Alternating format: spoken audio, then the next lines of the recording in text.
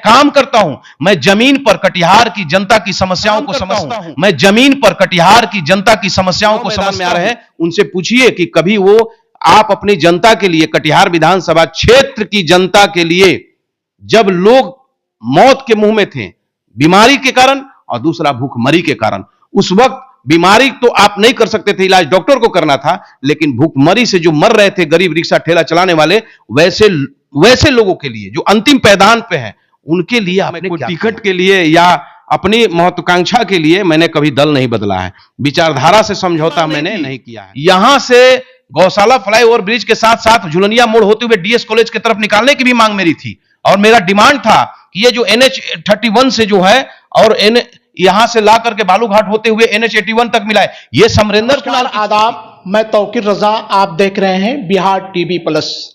अभी हम मौजूद हैं कटिहार विधानसभा क्षेत्र में, जहां से भाजपा के वरिष्ठ नेता और बिहार सरकार के पूर्व डिप्टी सीएम तारकिशोर प्रसाद लगातार विधायक रहे हैं, और हमारे साथ बातचीत करने के लिए एक ऐसी शख्सियत मौजूद है जो किसी परिचय के मोहताज नहीं है। वो हमेशा जन सरोकार के मुद्दे को बेबाकी से उठाते हैं।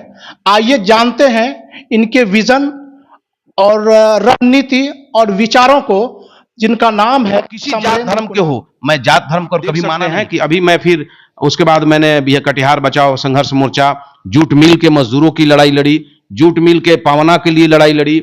जूट मिल में मजदूरी 105 रुपया पर था, उस मजदूरों की लड़ाई को लड़कर हमने 200 रुपया तक हमने करा, 250-300 रुपया तक हमने कराया। इसके अलावे 1970-80 के दशक में जो पावना बकाया था BSIDC का, उस लड़ाई को मैंने वरिष्ठ नेता और जो लालू यादव और तेजस्वी यादव के बिल्कुल करीबी माने जाते हैं, और कटिहार सदर विधानसभा के संभावित प्रत्याशी भी हैं। सीधे सर से जुड़ते हैं और जानते हैं इनकी रणनीति। सर, सबसे पहले बिहार टीवी प्लस में आपका बहुत बहुत स्वागत है। आपको भी मैं धन्यवाद करता हूं कि जो मुझे आप इस योग्य समझे और आपने मेरी बातों को समाज के सामने पहुंचाने का लिए आज आप हमारे बीच आए हैं। मैं इसके लिए आपको धन्यवाद ज्ञापन करता हूं।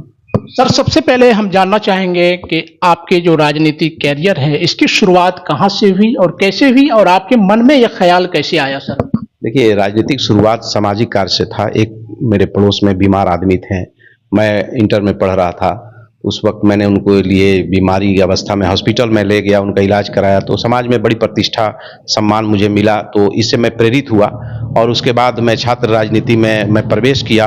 छात्र राजनीति में जब प्रवेश किया तो उस दौर में मैं शिवसेना का संगठन का यहाँ विस्तार किया और काफ़ी आंदोलन किया हमने, जिसमें प्रमुख आंदोलनों में मैं आपके बीच जिक्र करता हूँ कि जब बिहारी छात्रों को असम में, त्रिपुरा में, मिजोरम में, नागालैंड में, तिनसुकिया में जब हमला होता था, बिहार के छात्रों के साथ मारपीट होती थी, उनकी उंगली काट दी जाती थी, उनका एडमिट कार्ड फाड़ के फेंक दिया जाता, महिलाओं जो छात्राएं थी उनके साथ बदसलूकी होती थी, उनके साथ रेप तक हुआ उनका, और हत्याएं भी हुई, हाथ काट लिया जाता, उंगली काट लिया जाता था, इस तरह का, और दर्जनों हत्याएं हुई हैं। तो इसके खिलाफ हमने आंदोलन किया था, और उस आंदोलन का परिणाम यह हुआ कि पूरे बिहार में आंदोलन हुआ और राष्ट्रपति जी को, महामहिम राष्ट्रपति को हस्तक्षेप करना पड़ा। और यहाँ पर जब आंदोलन हुआ तो 29 राउंड गोलियां चली, मेरे एक शिव सैनिक को गोली लगी, हम लोग भी जख्मी हुए थे। 37 दफाओं के साथ मेरे ऊपर FIR हुआ, मुझे जेल में रहना पड़ा, 4 महीना मैं जेल में रहा। उससे पहले भी एक आंदोलन हुआ था जो मैं आपसे बोलना भूल गया था, जो कैजुअल लेबर की लड़ाई हुई थी, जो नया कैजुअल लेबर थे रेलवे में, उसमें भी मेरे ऊपर FIR हुई थी। 98 में मुझे जेल जाना पड़ा था। तो इस तरह से फिर बिजली के लिए आंदोलन किया। TRWS जो आप देख रहे हैं, ट्रांसफार्मर रिपेयरिंग वर्कशॉप, ये मेरी सोच थी, मैंने आंदोलन किया था, और उस समय दशरथ सिंह चेयरमैन हुआ करते थे TRWS का, बिजली विभाग बिहार सरकार का। तो यहाँ ट्रांसफार्मर रिपेयरिंग वर्कशॉप के लिए मैंने मांग किया था और उस पर बड़ा आंदोलन हुआ था, शहर भी बंद कराया था, बिजली ऑफिस का घेराव हुआ था, बहुत सारे, इस मामले में मुझे जेल भी जाना पड़ा और 18 दिन मैं जेल में उसमें भी था। तो एवं प्रकार से मैं छात्र राजनीति में जनहित में जन समस्याओं को लेकर, सड़क, बिजली, पानी, स्वास्थ्य, शिक्षा को लेकर मैंने हमेशा संघर्ष किया। उसके बाद मुझे लगा कि ये प्लेटफॉर्म सही नहीं है। पहली बार मुझे ये समझ में आया कि ये देश समाजवादी सोशलिस्टों के आधार पर चलेगा तो ज़्यादा मजबूती होगा, इसलिए हमने समाजवाद के विचारधारा को अपनाया, पढ़ा लिखा, बहुत सारी चीज़ों पर मैंने रिसर्च किया, मैंने इतिहास के पन्ने को खंगाला, मैंने देश की जो आर्थिक स्थिति को समझा, मैंने देश के जो भौगोलिक स्थिति को समझा, भाषाओं को समझा, इस देश के जो महापुरुष हैं उनकी विचारधारा को समझा, दक्षिण पंथ क्या है, वामपंथ क्या है, इन सभी विषयों पर मैंने रिसर्च किया अपने स्तर से। तो मुझे लगा कि समाजवाद के रास्ता पर चलना चाहिए। थोड़ा सा भटकाव हुआ, समाजवादी पार्टी की तरफ मैं गया, लेकिन मुझे अलग उचित प्लेटफॉर्म नहीं था। फिर लोक जनशक्ति पार्टी समाजवादी विचारधारा की थी, 8 साल में वहां रहा, मुझे लगा कि एक उचित प्लेटफॉर्म है। लेकिन जब ये लोक जनशक्ति पार्टी राष्ट्रीय जनता दल के साथ आई, तब तक मुझे अच्छा लगा, कोई दिक्कत नहीं था। लेकिन जब मुझे ये लोक जनशक्ति पार्टी भारतीय जनता पार्टी के साथ, जब सांप्रदायिक शक्ति के साथ चली गई, तो मैंने अपने आप को लोजपा से मुख्यमंत्री नीतीश कुमार का विरोध किया। यहां पर मेरी रात में 1:30 बजे रात में मेरी गिरफ्तारी हुई। पूरा हिंसक आंदोलन हो गया था पूरे कटिहार में, टाउन थाना को लोगों ने घेर लिया था मुझे छुड़ाने के लिए। मुझे हटा करके प्लानिंग था इन लोगों के साथ कि मेरे साथ कुछ गलत करे, हमें मुफस्सिल थाना में रखा गया था। तो इस तरह से मेरे आंदोलन दर आंदोलन चलता रहा। फिर नॉन बैंकिंग चिट फंड कंपनियों की मैंने लड़ाई लड़ी।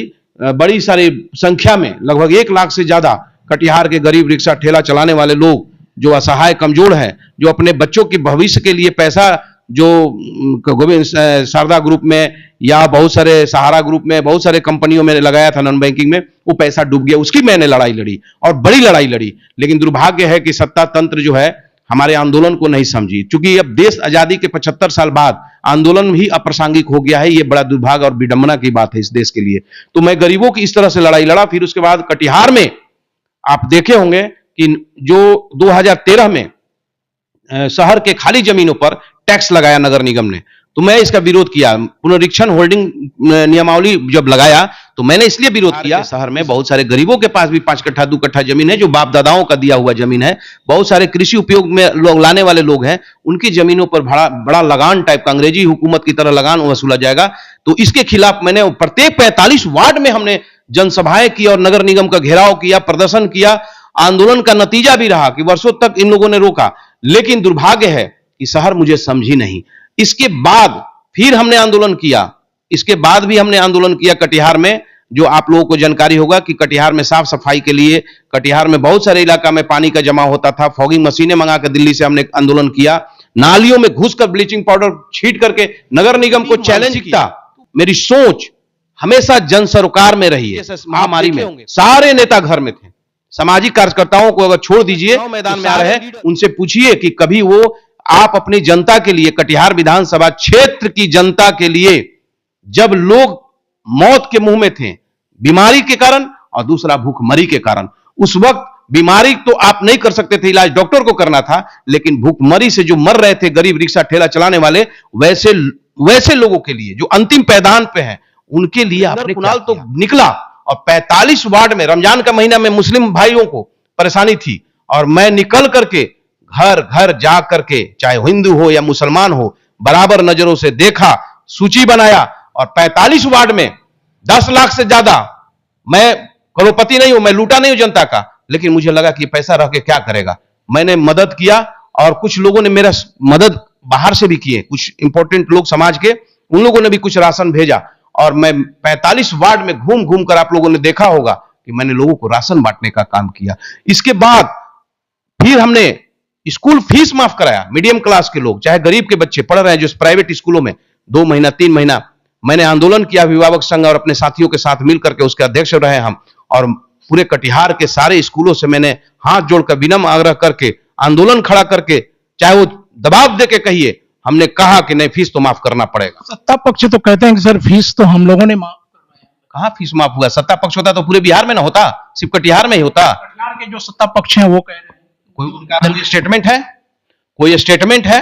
कोई स्टेटमेंट है तो दिखा दे, कोई प्रूफ है? मेरे पास तो ये प्रूफ है, हर आंदोलन का प्रूफ है, देख लीजिए। 1997 से लेकर जितने आंदोलन किया, जेल गया, FIR हुआ, मेरे ऊपर जो भी समस्याएं हैं, ये गौशाला फ्लाईओवर ब्रिज किसका मांग है? देखिए इसमें है, आप लोगों ने देखा ना, अभी आपने देखा में जो DRM बिल्डिंग के सामने प्रदर्शन किया हम लोगों ने, ये मेरी सोच थी, समस्याओं को मैंने कह रहे हैं जब एनडीए की सरकार, गठबंधन की सरकार बनी बिहार में, तब ये सब कटिहार में इतने फ्लाईओवर बने, गौशाला का निर्माण हुआ, या फिर जो भी विकास के काम हुए, ये सब हमारी सरकार ने की। एक बात बताइए, बीजारोपण किसने किया? सोच किसकी थी? डेवलपमेंट के बारे में इतना दूर तक दूरदृष्टि किसने रखी? समरेंद्र कुणाल ने। आंदोलन कौन किया? समरेंद्र कुणाल ने। आप सत्ता में आ गए, आपने किया। मुझे सत्ता जनता ने देती, मैं विधायक होता तो जो काम मैं आंदोलन किया उस काम को मैं करता। लेकिन आज आपके पास है तो जो मैंने किया अखबार का मुद्दे की चोरी करने वाले लोग हैं बैठे हुए। अभी आप देखिए मुद्दे की चोरी कर रहे हैं कि